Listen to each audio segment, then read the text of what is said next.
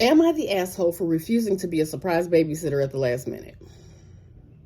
Let's see. We'll find out if you is or not. But a few weeks ago, my friend Wendy, 29 female, invited me, 25 female, over to her house for lunch. She is a single mom with 2 kids, ages 5 and 3. Wendy and I are not super close. We met at an old job and have hung out a few times before. Just casual things like grabbing dinner after work.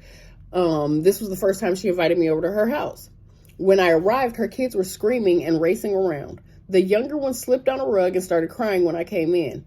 The older one seemed to be taunting her and play-whacking her with a dowel. Overall, it was a chaotic atmosphere. Wendy told me she had forgotten the tomato sauce she needed for the pasta recipe she was preparing. She said she was going to pop down to the store to grab it and would be back in 15 minutes. I hesitated because that would mean that I would be alone with her kids. So I said that I could go to the store and get the sauce since she was busy with the kids. She refused and added that she might need to pick up a few more items other than tomato sauce, so it would be best if she went. I told her I wasn't comfortable being alone with her kids since I had no idea how to take care of children. Plus, the kids weren't just quietly watching TV. They were literally running around the house, tripping over each other and play fighting. I have no children, and I don't know the first thing about taking care of them. She repeated it would be 15 minutes tops and that I would be fine. I challenged that and said there was no way it would only take 15 minutes. What if there was a long lineup at the cashier, or she had to wait for parking, etc.?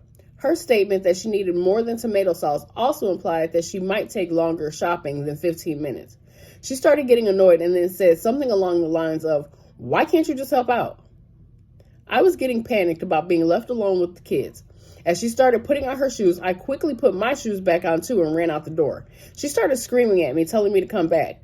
I was pretty frazzled and didn't want to hang out with her anymore, so I just said, "Sorry, I gotta go." And I got in my car and drove away. Afterwards, I had texted her apology for leaving, but I really wasn't comfortable watching her kids alone in case they got hurt.